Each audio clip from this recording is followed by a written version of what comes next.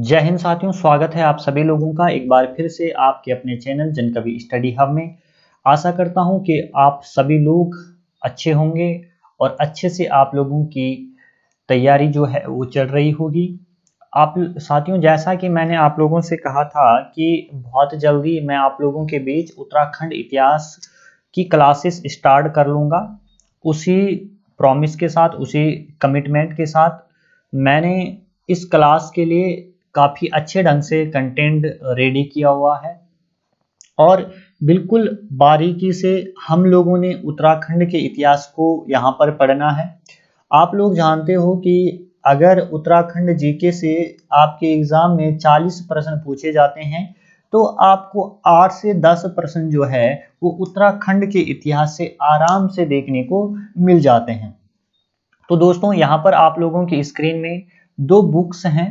एक है आपका उत्तराखंड का समग्र राजनीतिक इतिहास जो कि लिखी गई है डॉक्टर अजय सिंह रावत के द्वारा, और एक बुक है उत्तराखंड का नवीन इतिहास जो लिखी गई है यशवंत सिंह कटोच के द्वारा। ठीक है, तो आप लोगों को ध्यान रखना है कि इन दोनों बुक का जो निचोड़ है वो सारा का सारा मैं इन क्लासेस के अंदर आप लोगों को प्रोवाइड कराऊंगा। जो ये उत्तराखंड हिस्ट्री की क्लासेस चलेगी, ये क्लासेस ज़्यादा लंबी नहीं होगी।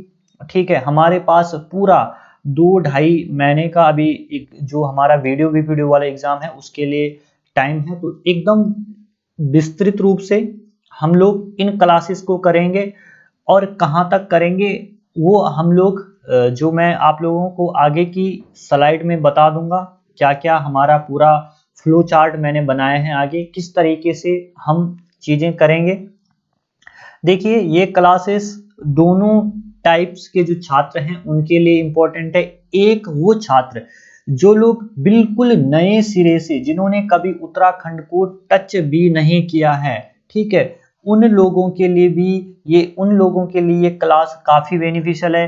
क्यों है? क्योंकि उन्हें यहाँ पर विस्तृत रूप से सारी जानकारी प्रोवाइड की जाएगी इस क्लास के अंदर। दूसरा, उन स्टूडेंटों के लिए जिन्होंने काफी तैयारी की है, उन स्टूडेंटों को ये वीडियोस हेल्प करेगी उनके रिवीजन में।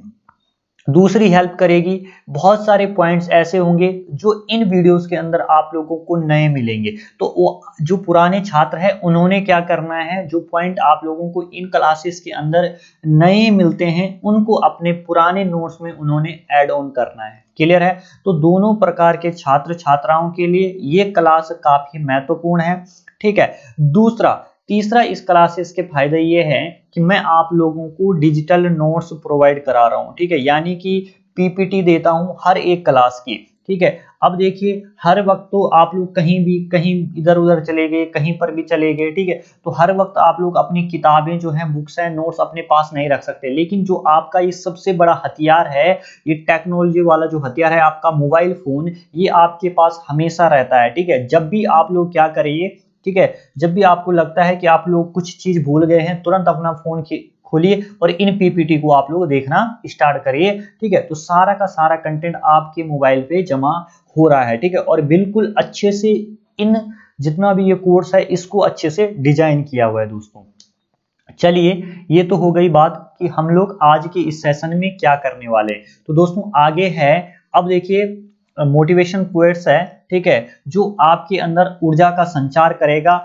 देखिए, आज का मोटिवेशन क्वेट्स जो है हमारा इस क्लास का, वो क्या है, हो चुका आगाज रण का युग बदलने की तैयारी है, युग बदलने की तैयारी है, इतिहास वही बनाएगा संघर्ष जिसका जारी है। ये जो 4 लाइनें हैं ना दोस्तों, ये अपने आप में बहुत कुछ समेटती है। ठीक है, ध्यान रखना आप लोग, हर कोई आदमी, ठीक है, हर कोई आदमी लगा हुआ है तैयारी में। ठीक है, हर कोई आदमी क्या है, लगा हुआ है तैयारी में, लेकिन इतिहास वही रचेगा, यानी कि सिलेक्शन वही आदमी पाएगा जिसका संघर्ष जारी है। ठीक है, जो आने वाली, ठीक है, जो आने वाली जो समस्याएं हैं, जो उसके सामने समस्याएं आ रही है, चाहे आने वाली हो चाहे वर्तमान में समय में उसके सामने समस्याएं आ रही हो, उनसे वो भयभीत ना होकर डटकर उनका मुकाबला कर रहा हो, उस स्टूडेंट की जरूर जीत होगी। ठीक है, ये आप लोग अपने माइंड में बात बिठा दीजिए। ठीक है, आपको देखिए हर स्टूडेंट के अंदर ये चीज आती है यार कि मैंने 4 दिन आप पढ़ोगे, ठीक है, आपको लगेगा यार, आप कॉपी किताब बंद कर लोगे तो आपको लगेगा यार मेरे को तो आगे मैं बढ़ता जा रहा हूँ, पीछे मैं भूलता जा रहा हूँ। मैं आपको एक ही चीज कहूंगा, ठीक है, आप जितनी बार चीजें कर सकते हो आप पढ़ते रहिए, ठीक है, और उन चीजों का दोहराव करते रहिए। अब देखना, उस स्टूडेंट, बहुत सारे स्टूडेंट ये बोलते हैं कि सर कुछ होते हैं ना बरसाती मेंढक की तरह, जब फॉर्म भर लेते हैं उसके बाद पढ़ना स्टार्ट करते हैं, ठीक है, उसके बाद वो कुछ ऐसा सोचते हैं, कुछ के अंदर ये एटीट्यूड रहता है कि भाई जब 15 20 25 दिन 1 महीना बचेगा मैं ऐसा पढ़ूंगा, मैं फ्रेश पढ़ूंगा, ठीक है, मैं 2 3 बुक उठा लूंगा, सिलेक्टेड कहीं पे किसी मास्टर ने बता दी उनको पढ़ूंगा और मेरा कल्याण हो जाएगा। ठीक है, मैं ग्रांटेड बोलता हूं दोस्तों, 100 में से 99, ठीक है, 100 में से 99 वहीं पे धराशायी हो जाएंगे। ठीक है, 100 में से 99 क्या हो जाएंगे, वहां पे धराशायी हो जाएंगे, एक अद्धा अपवाद निकल जाते हैं। ठीक है, तो आप लोगों को उस अपवाद की श्रेणी में नहीं रहना है। बोर हो जाएगा वो स्टूडेंट, 4 दिन पढ़ेगा फिर वो बोलेगा, उसे याद ही नहीं रहेगा। ठीक है, लेकिन अगर आप लोगों ने थोड़ा थोड़ा इन जितना भी ये कंटेंट है, जितनी भी आपका सिलेबस है, उससे अगर आप लोग चिर परिचित हो रखे हैं और आपके एग्जाम के लिए आपको पता चलता है कि 20 दिन बाद मेरा एग्जाम है और आप सब कुछ छोड़ छाड़ के बैठ गए, ठीक है, एकदम आप एक तपस्वी की तरह बैठ गए और आप लोगों ने जो अभी तक पढ़ा उसका बिल्कुल अच्छे से आप लोगों ने रिवीजन किया, चाहे निमोनिक मेथड से आप लोगों ने याद रखो, चाहे ट्रिक के माध्यम से याद रखो, 100% वो स्टूडेंट सिलेक्शन लेकर जाएगा। ठीक है, तो आप लोगों को क्या करना है, निरंतर आप चाहे एक दिन में 2 या 3 या 4 घंटे पढ़ते हो, लेकिन अगर आप कंटिन्यूटी के साथ पढ़ते हो तो आप लोगों को उसका फायदा दोस्तों जरूर देखने को मिलेगा। ठीक है, आपको फायदा होगा उस चीज का। लेकिन अगर आप एक ऐसा करते हो कि आज 8 घंटे पढ़े हो, 4 दिन आप लोगों ने आराम किया, अरे बाबा मैंने तो बहुत पढ़ लिया, अब क्या पढ़ूं यार, सब कुछ आता तेरे भाई को, ठीक है, तो ये वाला एटीट्यूड अपने अंदर बिल्कुल मत रखिए। भले आप 3 घंटे डेली पढ़िए पर जरूर पढ़े। ठीक है, चलिए आगे दोस्तों।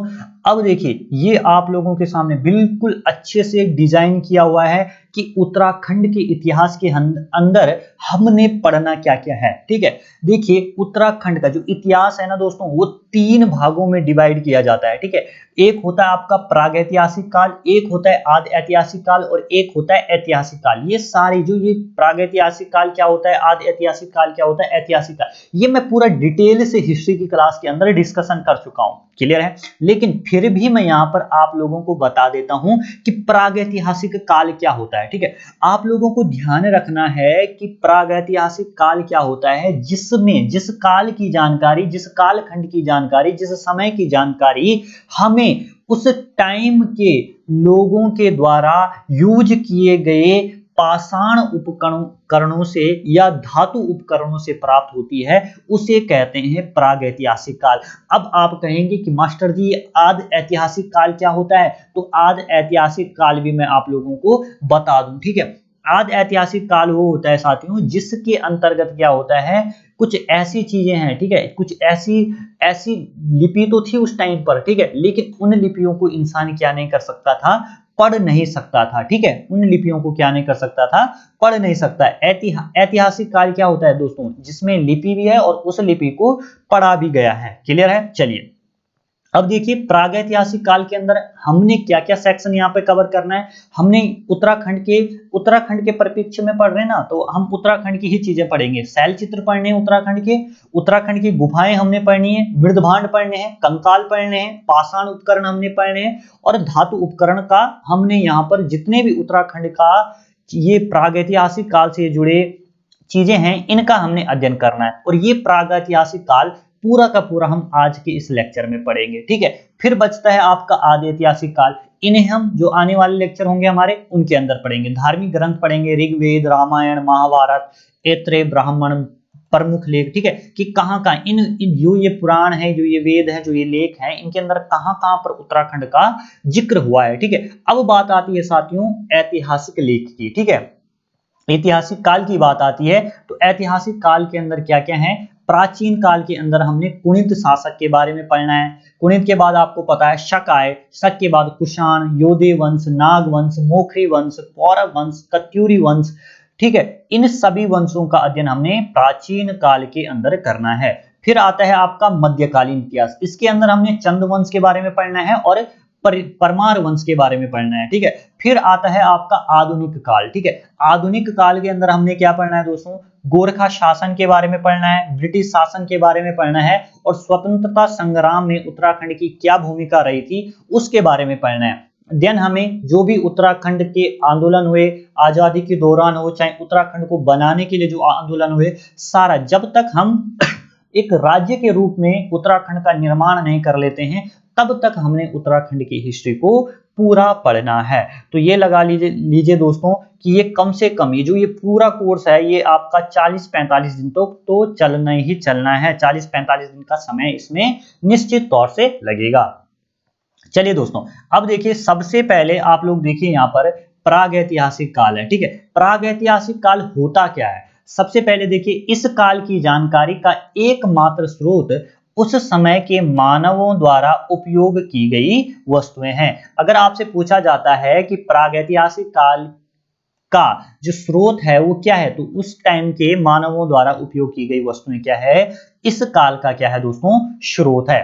इस काल में मानव लेखन कला से यानी कि लिपि से क्या था, मानव अपरिचित था। आपसे पूछेगा कि प्रागैतिहासिक काल जो है उसके अंदर आदमी लिखना पढ़ना जानता था, तो आप कहोगे बिल्कुल नहीं मास्टर जी, प्रागैतिहासिक काल के अंदर आदमी लिखना पढ़ना नहीं जानता था, ठीक है। अब देखिए इस टाइम पर पाषाण उपकरणों का ज्यादा उपयोग होता था, तो इसलिए इस काल को जो प्रागैतिहासिक काल है आपका उसे पाषाण काल भी बोला जाता है, ठीक है। उत्तराखंड के संबंध में हमने प्रागैतिहासिक काल के अंतर्गत निम्न बिंदुओं को भली भांति पढ़ना और समझना है। अब वो कौन कौन से बिंदु हैं जिनके अंदर हमने क्या पढ़ना है, जिनके अंदर हमने प्रागैतिहासिक काल के बारे में पढ़ना है। तो सबसे पहले हम लाखू गुफा के बारे में पढ़ेंगे, गोरखिया गुफा के बारे में पढ़ेंगे, किमनी गांव के बारे में हमने पढ़ना है, मलारी गांव के बारे में हमने पढ़ना है। उसके अलावा लोथाप हो गया, हुडली हो गया, पेट साल हो गया, फल सीमा हो गया, रामगंगा घाटी हो गई और बनकोट हो गई। अब देखिए ये सारी चीजें ना, ये सारा सेक्शन ऐसा है दोस्तों, ठीक है, जो ना मुंडारा लगता है, ठीक है, एक टाइप का मुंडारा लगता है कि भाई हम इसको कैसे याद करें, ठीक है, हम इसको कैसे याद करें। तो इसको दो तरीके से याद कर सकते हैं आप। एक तो आपके पास ये तरीका है, आपने एक बार पढ़ लिया, फिर 2-4 बार आप लोगों को इसका रिवाइज करना पड़ेगा, और दूसरा तरीका है निमोनिक का, ठीक है। तो मैं बताऊंगा जहां पर मुझे लगेगा कि निमोनिक वाला तरीका आपको बताना चाहिए वहां पर मैं बिल्कुल बताऊंगा। सबसे पहले देखिए दोस्तों, लाखू गुफा के बारे में हम लोग यहाँ पर पढ़ने वाले हैं। किसके बारे में पढ़ने वाले हैं, लाखू गुफा के बारे में हम लोग यहाँ पर पढ़ने वाले हैं। सबसे पहले देखिए इस लाखू का अर्थ क्या होता है, तो लाखू का अर्थ होता है दोस्तों लाख गुफाएं। क्या होता है, लाख गुफाएं। क्लियर है। चलिए अब अगली बात पूछ सकता है आपसे कि बताइए कि लाखू गुफा की खोज कब हुई थी। तो लाखू गुफा की खोज हुई थी आपकी 1968 में। कब हुई थी साथियों, 1968 में खोज होती है लाखू गुफा की, ठीक है। अब आपके सामने अगला प्रश्न बनता है कि इसकी खोज किसने की थी, ठीक है। तो खोज इसकी मुख्य तौर पर किसने की थी, एमपी जोशी ने इसकी खोज की थी, जिसमें इनका सहयोग किसने किया था, धर्मपाल अग्रवाल ने किया था। किसने किया था, धर्मपाल अग्रवाल ने इनका क्या किया था, सहयोग किया था, ठीक है। खोजकर्ता कौन हो गए, आपके एमपी जोशी हो गए। क्लियर है। चलिए अब देखिए अवस्थिति, देखिए कहां पर है, तो अवस्थिति है यहाँ एक गांव पड़ता है बाड़े छीना गांव, ठीक है। एक जगह है, एक स्थल है, बाड़े छीना गांव है, ठीक है। और किस जिले में है आपकी लाखू गुफा, लाखू गुफा है अल्मोड़ा में। कहां पर है, अल्मोड़ा में। क्लियर है। चलिए किस नदी के तट पर है, आपसे पूछा जाएगा, सुयाल नदी के तट पर ये है। क्लियर हो गई इतनी बात। अब देखिए दोस्तों, अब मैं आप लोगों को बता दूं कि आप लोग इसे याद कैसे रखोगे, ठीक है। तो देखिए ये एमपी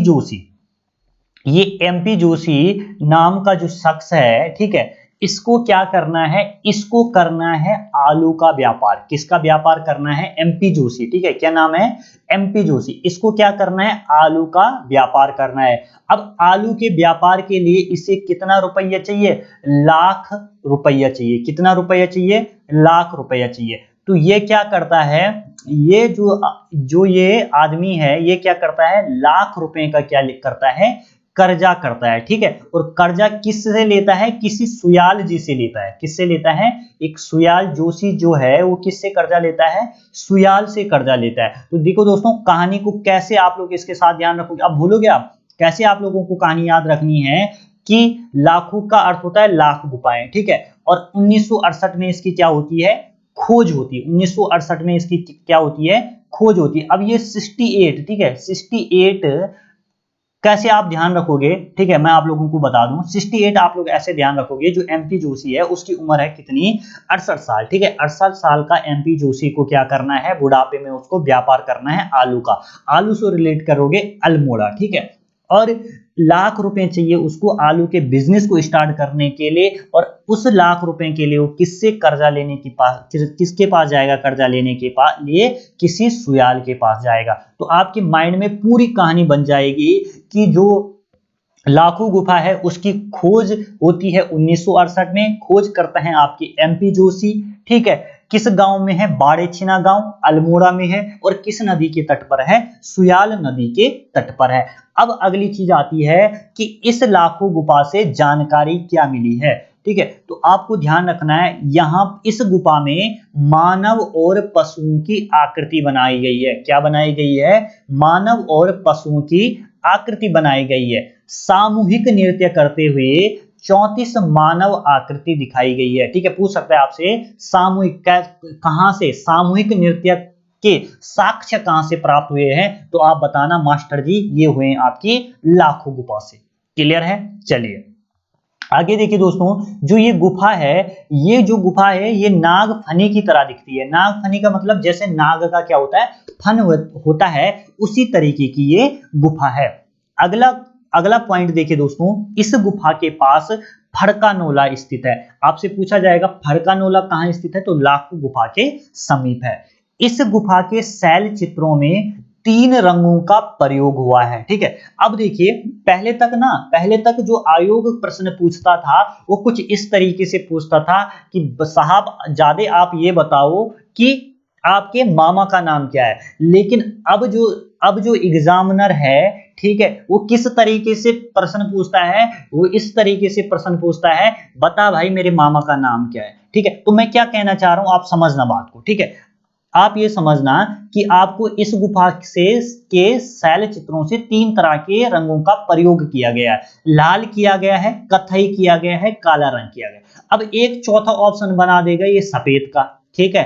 अब बात वही आ गई ना कि जैसे वो क्या कर देगा कि आपसे ये पूछेगा कि बताओ कि मेरे मामा का नाम, आपके मामा का नाम क्या नहीं है, ठीक है। तो उसमें क्या ऐड कर लेगा? एक सफेद ऐड कर लिया उसने, ठीक है। तो कहने का जो एग्जांपल मैंने आप लोगों को बताया इस तरीके का बताया कि अब जो आयोग है वो कहां घुसने की कोशिश कर रहा है। तो आप लोगों को भी उसी तरीके से सोचना है। तो आपको ध्यान रखना है, आपको अपना मैटर ध्यान रखना है। लाल, कत्थई और काला रंग, ठीक है।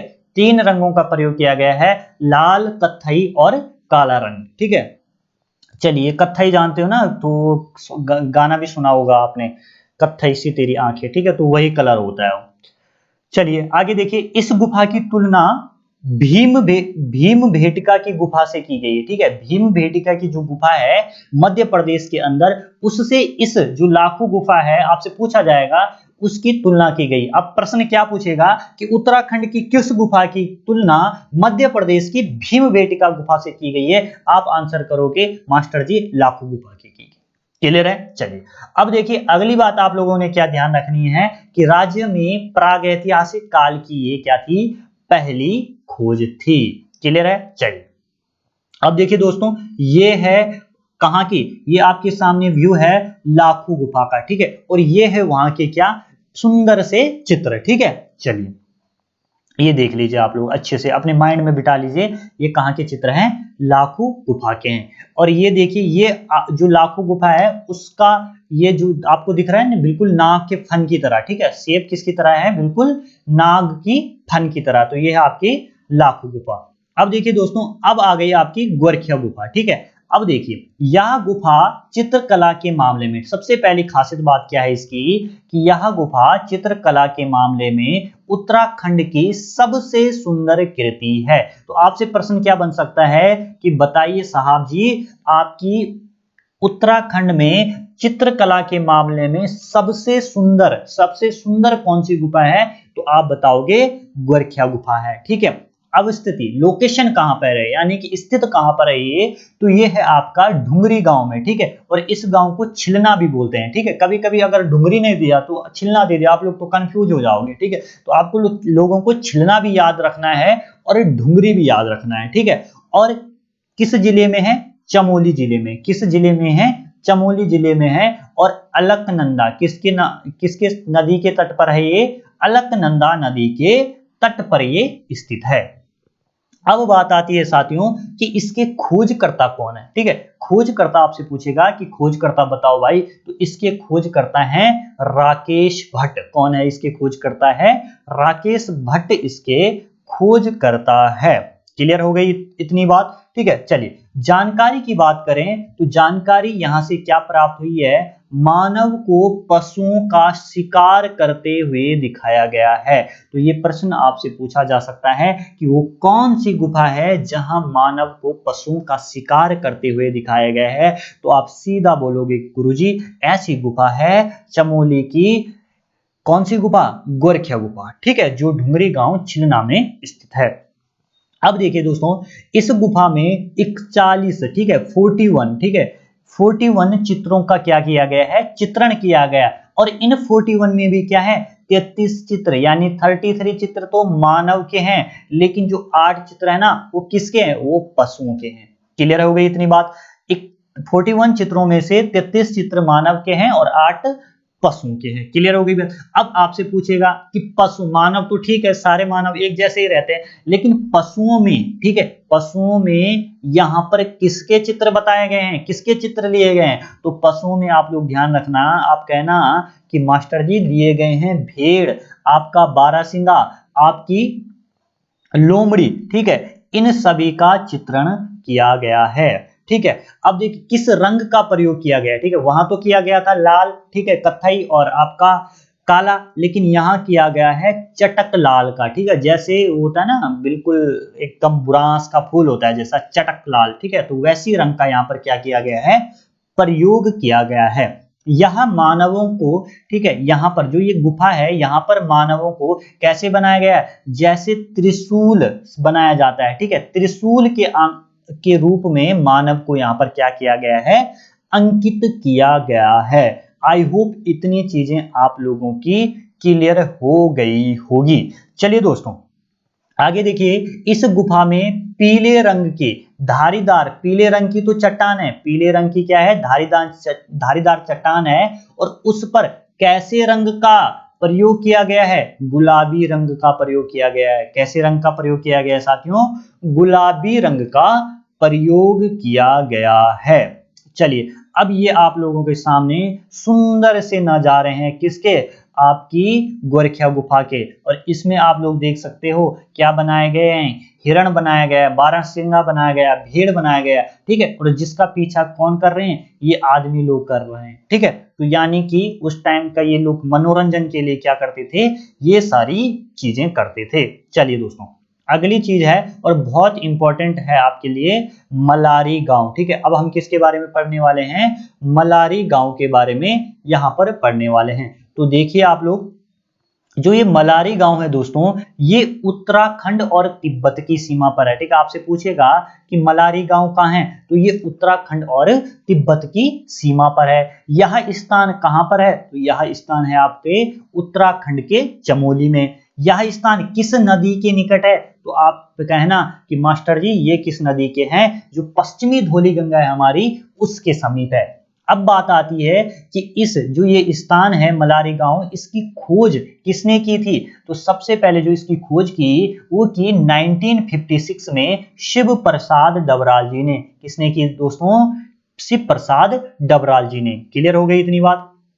अब देखिए अगला जो पॉइंट आप लोगों को ध्यान रखना है, ये बहुत इंपॉर्टेंट, खोजकर्ता का नाम और कब की, ये आप लोगों को ध्यान रखना है, और कहां पर है, ये आप लोगों को बहुत मेन पॉइंट होते हैं जिन्हें आप लोगों को अपने दिमाग में बिल्कुल सेव कर लेना है। ठीक है, जिस तरीके से इस लैपटॉप में ये आपके पढ़ाई की फाइलें सेव रहती है, उसी तरीके से आपको भी अपने माइंड में ये सारी चीजें सेव करनी है। चलिए अब देखिए, सन 1983 और 2002 में गढ़वाल विश्वविद्यालय के शोधकर्ताओं द्वारा, ठीक है, निम्नलिखित साक्ष्यों की यहां पर क्या की जाती है, खोज की जाती है। क्लियर है। अब देखिए, अब आपसे पूछा जा सकता है कि किस विश्वविद्यालय के शोधकर्ताओं ने जो ये मलारी गांव है यहां पर साक्ष्यों की खोज की थी, तो आप बताओगे किसने की थी, गढ़वाल विश्वविद्यालय के शोधार्थियों ने। ठीक है। अब देखिए यहां से मिला क्या, नरकंकाल। ठीक है, नरकंकाल कैसा मिला, ये जो नरकंकाल है ये लगभग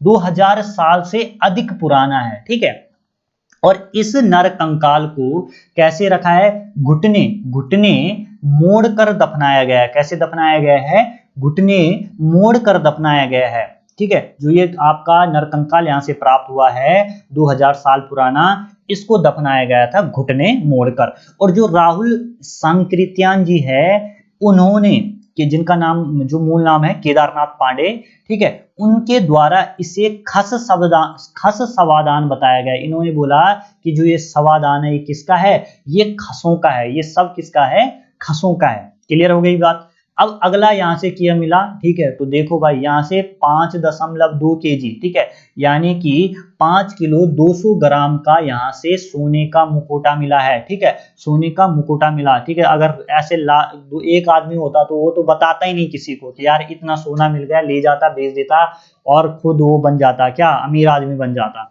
ठीक है, लेकिन बहुत सारे थे तो उन्होंने बोला कि इतिहास में हमारे विश्वविद्यालय का नाम आएगा, इसलिए हम क्या कर देते हैं, दुनिया के सामने इसको बता देते हैं। तो 5.2 केजी का सोने का मुकोटा कहां से मिला है, ये मलारी गांव से मिला है। इसे आप लोग बिल्कुल ध्यान रखना। क्लियर है। यहां से मृद भांड मिले।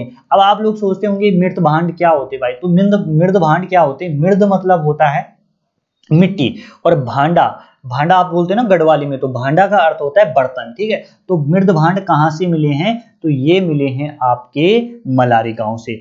यहां से 5000 साल पुराने अखरोट के पेड़ के साक्ष्य भी प्राप्त हुए हैं। ठीक है, अवशेष मिले हैं किसके, 5000 साल पुराने अखरोट के पेड़ के। और ऐसा माना जाता है जो ये अखरोट का पेड़ है, इसके नीचे गुरु द्रोणाचार्य अपने शिष्य पांडवों और कौरवों को क्या सिखाया करते थे, धनुर्विद्या सिखाया करते थे। आई होप दोस्तों इतनी चीज आप लोगों की क्लियर हो गई होगी। यहां से अश्वकंकाल मिले हैं और हिमालयी बैल का भी यहां से क्या मिला है, कंकाल मिला है। तो ये सुंदर सा नजारा है आपके सामने मलारी गांव का। ठीक है, तो देख सकते हो आप लोग कैसे यहाँ पे प्राचीन जमाने के मकान अभी भी विद्यमान है। चलिए अब देखिए दोस्तों, अब हम यहाँ पर पढ़ने वाले हैं प्रागैतिहासिक काल के अन्य स्थल। ठीक है, तो सबसे पहले देखिए आप किमनी गांव। ठीक है, तो किमनी गांव कहाँ है, ये चमोली के थराली में है। कहां पर है ये, चमोली के थराली में है। और यहां से क्या प्राप्त हुआ है, यहां से प्राप्त हुए हैं सफेद रंग के चित्रित हथियार। ठीक है, और पशुओं के शव। आपसे पूछा जाएगा सफेद रंग के चित्रित हथियार और पशुओं के शव कहां से प्राप्त हुए हैं, तो वो हुए हैं किमनी गांव से। ठीक है, अब आगे देखिए लुएथाप। कौन सी जगह है, लुएथाप। ये कहां पर है, अल्मोड़ा में। ठीक है, इसके बारे में आप लोगों को बिल्कुल ध्यान रखना है। कहां है लुएथाप, अल्मोड़ा में। यहां से प्राप्त शैल चित्रों में मानव को शिकार करते हुए दिखाया गया है। ठीक है, और हाथों में, ठीक है, ये पूछेगा यहां से, हाथों में हाथ डालकर नृत्य करते हुए किस स्थान पर दर्शाया गया है, तो आप कहोगे लुएथाप। ठीक है, सामूहिक नृत्य के साक्ष्य मिले हैं आपकी कौन सी गुफा से, लाखों गुफा से, लेकिन हाथों में हाथ डालकर नृत्य करते हुए बताया गया है कहां पर, अल्मोड़ा के अंदर। अब अगला स्तर है दोस्तों हुडली। हुडली कहां है, आपकी उत्तरकाशी में है। ठीक है, बहुत इंपॉर्टेंट है ये। यहां से प्राप्त शैल चित्रों में नीले रंग का प्रयोग किया गया। आपसे पूछा जाएगा कि जो हुडली से प्राप्त शैल चित्र हुए हैं उनमें कैसे रंगों का प्रयोग किया गया है, तो आप बोलोगे नीले रंगों का प्रयोग हुआ है। चलिए आगे देखिए पेटसाल। ठीक है, पेटसाल कहां से, जो पेटसाल कहां है आपका, अल्मोड़ा में। और किसने खोज की इसकी खोज की है आपकी यशोधर मठपाल ने। और कब की, 1989 में की। कैसे ध्यान रखोगे, 9 साल का यश, ठीक है, 9 साल का एस आलू खाता है, ठीक है, और आलू खाने से ये मोटा हो गया। और मोटा कौन होता है? जो पेटू होता है, ठीक है। तो पेटू, पेटू कौन है? यस है, 9 साल का बच्चा है, यानी कि 1989 याद रख लोगे, ठीक है। और क्या खाता है? आलू खाता है, यानी कि अल्मोड़ा, ठीक है। इतनी चीजें आप लोगों की क्लियर हो गई पेट साल तक। चलिए अब देखिए दोस्तों, ये आ गया है हमारा जो आपको जुड़ने के लिए किस तरीके से आप टेस्ट दे सकते हो, ये वाला स्लाइड आ गई है। तो आपको क्या करना है, अगर आपको हमारे व्हाट्सएप ग्रुप में जुड़ना है तो उसके लिए आप क्या करोगे, इस नंबर पर 7618172369 पर आप मैसेज करोगे, और मैसेज में आप लोग क्या करोगे, अपना नाम लिखोगे और अपने जिले का नाम लिखोगे। और इस ग्रुप में आप लोगों को हर क्लास की पीपीटी प्रोवाइड की जाएगी, पीडीएफ मिलेगा, ठीक है। और हर संडे को आपका यहाँ पर टेस्ट होगा, और टेस्ट के अंदर क्या होगा, जिस तरीके से यूके ट्रिपल एससी का जो पैटर्न रहता है एग्जाम करवाने का, वही आप लोगों को उस टेस्ट के अंदर दिखेगा। 20 क्वेश्चन आप लोगों को हिंदी के दिखेंगे, 40 आपको उत्तराखंड के दिखेंगे, 25 आपको जीएस के दिखेंगे, और 5 आपको कंप्यूटर के दिखेंगे, और 10 आपको रीजनिंग के दिखेंगे। और इस संडे आप लोगों का टेस्ट भी तैयार हो चुका है, ठीक है। बस रीजनिंग के क्वेश्चन मैंने उसमें ऐड ऑन करने हैं। और संडे को ठीक 8 बजे से और 9:30 बजे तक आप लोगों का टेस्ट होना है, और बिल्कुल सीरियसनेस के साथ आप लोगों ने ये टेस्ट देना है, ऐसी मुझे उम्मीद है आप लोगों से। जो जिस बंदे को सिलेक्शन चाहिए होगा वो डेडिकेशन दिखाएगा, और जिस बंदे को सिलेक्शन नहीं चाहिए होगा वो बस फॉर्मेलिटीज करेगा, ठीक है। इस बात को आप लोग अपने दिमाग में बिठा लीजिए। ना आपने मेरे लिए पढ़ना है, ना अपने घर वालों के लिए पढ़ना है, आपने पढ़ना है तो सिर्फ अपने आप के लिए। क्लियर है? तो अब आप लोगों के हाथ पे है कि आप लोगों को ईमानदारी से मेहनत करनी है, या जिस तरीके से आप लोग अपनी लाइफ स्टाइल जी रहे हो उसी तरीके से जीनी है। चलिए आगे देखिए दोस्तों, आगे जो स्थल है वो है फल सीमा, ठीक है। यह स्थल कहां पर है? ये स्थल है आपका अल्मोड़ा में, ठीक है। कहां पर है? फल सीमा, ठीक है। फल सीमा कहां पर है? अल्मोड़ा में। और ये फल सीमा आप लोगों को बिल्कुल दिमाग में बिठा देना है, क्योंकि अपने आप में बहुत यूनिक क्वेश्चन बनता है यहां से कि योग मुद्रा करती हुई मानव आकृतियां किस जगह पर दिखाई गई है, तो है आपकी कौन सी? फल सीमा पर, ठीक है। योग मुद्रा करती हुई मानव आकृतियां, ठीक है। चलिए आगे देखिए दोस्तों, दिखाई प्राप्त नहीं हुई, दिखाई गई है, ठीक है। चलिए अब देखिए दोस्तों, फड़कानोली, इसकी खोज किसने की? इसकी खोज की किसने? देखिए फड़कानोली पेड़ साल, जब यश बाबू यानी यशोधर बाबू जो हैं वो कितने साल के थे? 5 साल के थे, तब वो क्या करते थे? फड़कानोली, ठीक है। फड़कानोली यानी कि आप लोग ध्यान ध्यान रखना, फड़का बोलते हैं हमारी गढ़वाली में किसको? जैसे टुकड़े निकालते थे, मतलब जो भी उनके पास जो भी उनको छेड़ता था उसके फड़का निकालते थे, टुकड़े निकालते थे। कौन निकालते थे?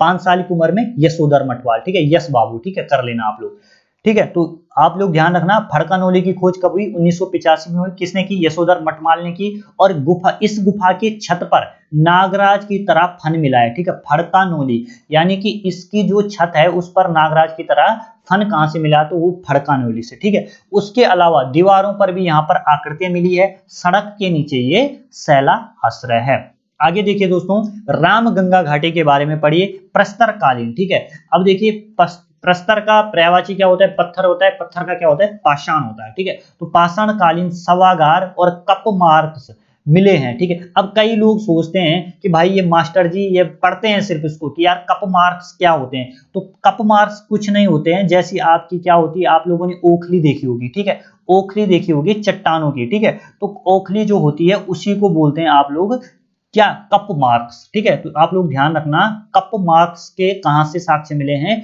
तो वो मिले हैं आपकी रामगंगा घाटी से। आगे देखिए दोस्तों, बनकोट, ठीक है। बनकोट ये अपने आप में बहुत यूनिक स्थल है, क्योंकि ये कहां है? गंगोली हाट में। कहां है? गंगोली हाट, पिथौरागढ़ में। जैसे ही आप लोगों के सामने आएगा कि बनकोट, ठीक है, तो बनकोट कहां है? पिथौरागढ़ में। अब देखना, देखिए अब मुंशियारी जो है पिथौरागढ़ का, पिथौरागढ़ में पड़ता है मुंशियारी, और वहां क्या है? जो ऊनी वस्त्र काफी बड़ी मात्रा में बनाए जाते हैं, ठीक है। ऊनी उद्योग वहां पर है मुंशियारी के अंदर, पिथौरागढ़ में। तो आप लोगों को जैसे बनकोट, मतलब कोट कहां पे? बनकोट मतलब बना कोट, ठीक है। तो बनकोट कहां पर है? आपके पिथौरागढ़ में है, क्योंकि वहां पर ऊनी वस्त्र ज्यादा बनाए जाते हैं। अब देखिए यहां से क्या प्राप्त हुई है? यहां से 8 ताम्र ताम्र मानव कृतियां प्राप्त हुई है। क्लियर है। उसके अलावा बहादुराबाद का आप लोगों को ध्यान रखना, बहादुराबाद है आपका हरिद्वार में, और यहां से नरकंकाल और मृद भांड मिले हैं। ठीक है। खुदाई करता कौन थे? बहादुराबाद के यज्ञदत्त शर्मा। द्वाराहाट के चंद्रेश्वर मंदिर से कप मार्क्स मिले हैं। नैनी पाताल जो कि पिथौरागढ़ में है, 1999 में यहां से 5 ताम्र मानव कृतियां मिली है। क्लियर हो गई बात। तो जो ये आज का इतना सेक्शन है दोस्तों, आई होप आप लोगों को अच्छे से समझ में आ गया होगा। क्लियर है। अब देखिए बिल्कुल डिटेल से हमने स्टार्ट किया है। ठीक है। अब देखिए आप लोगों के पास जितना भी समय बचा है, ज्यादा से ज्यादा आप जो जिन लोगों को एक साल से ऊपर तैयारी करते करते हुए हो गया है, एटलीस्ट दिसंबर से जो वीडियो का जब फॉर्म आया था उस टाइम से भी जो लोग तैयारी कर रहे हैं, उन लोगों से मैं एक ही चीज कहना चाहूंगा कि आप लोग 70-80% अपने रिवीजन पर फोकस कर दीजिए, और जो बाकी का 20% है वो आप लोग नया पढ़िए एक दिन में। ठीक है। 70% समय आप लोग अपने रिवीजन पे लगा लीजिए, बहुत बेस्ट आउटपुट मिलेगा। और जो नए लोग हैं, जो अभी जिन्होंने हाल में ही तैयारी की है, वो जल्दबाजी ना करें। ठीक है। वो जल्दबाजी ना करें, कॉन्सेप्ट को समझने का प्रयास करिए। ठीक है। कॉन्सेप्ट और ट्रिक। ठीक है। कॉन्सेप्ट और ट्रिक में आप लोग थोड़ा सा एक अंतर बता दूं मैं आप लोगों को, कॉन्सेप्ट और ट्रिक का। ठीक है। कॉन्सेप्ट और ट्रिक का क्या अंतर है? कॉन्सेप्ट, ट्रिक क्या होती है, ट्रिक क्या काम करती है कि मैं आप लोगों को क्या करूं, ठीक है, आपको बहुत प्यास लगी है, आप कहो कि मास्टर जी हमें बहुत प्यास लगी है, हमें पानी दीजिए। ठीक है। तो मैं अंदर जाऊं, मैं फटाफट से बोतल लाऊं और आपको दे दूं। ठीक है, ले भाई ये एक बोतल पानी है, पी ले, अपनी प्यास बुझा ले। कॉन्सेप्ट क्या होते हैं? कॉन्सेप्ट वो होते हैं साथियों कि आपको प्यास लगी है, ठीक है, आप आओ मेरे पास, मास्टर जी हमें बहुत क्या लगी है, भूख लगी है, बहुत प्यास लगी है, आप हमें पानी पिला दीजिए। मैं क्या करूं, आपका हाथ पकड़ूं और आपको नल के पास ले जाऊं। क्लियर है, समझ रहे हो ना? और नल के पास ले जाऊं कि ये है बेटा, क्या ये है नल, जब भी तेरे को प्यास लगे तो इसके पास जाना। ठीक है। तो ये अंतर है। ट्रिक आपकी क्या करती है, तत्काल समस्याओं का समाधान करती है, और कॉन्सेप्ट आपकी समस्याओं को जड़ से मिटाने का काम करते हैं। ठीक है। तो डिटेल से पढ़िए, जो नए स्टूडेंट है, टाइम लगेगा, 6-7 महीने लगेंगे, लेकिन अच्छे से चीजें होंगी। क्लियर है। चलिए, तो ये सेशन हमारा ऐसे ही नाइट में चलता रहेगा। ठीक है। उसके अलावा हमारी इंडियन ज्योग्राफी भी चलती रहेगी। उसके अलावा दोस्तों मैं आप लोगों को बता दूं कि जिला सीरीज के जो एमसीक्यूज है, उसकी मेरे द्वारा 4 वीडियोस अपलोड कर ली गई है। आपका उत्तरकाशी हो चुका है, आपका टिहरी हो चुका है, आपका रुद्रप्रयाग हो चुका है, आपका पौड़ी हो चुका है। ठीक है। और भी जिला सीरीज की मेरे द्वारा डिटेल वीडियोस पढ़ाई गई है 8 जिलों की। ठीक है। उन्हें भी आप लोग देख लेना। क्लियर है। तो उसके अलावा हिस्ट्री की वीडियोज है, तो सारी जो आप लोग प्लेलिस्ट पे जाइए, आराम से वहां पर देखते रहिए। जो आपको चाहिए, सागर या नदी मान लीजिए,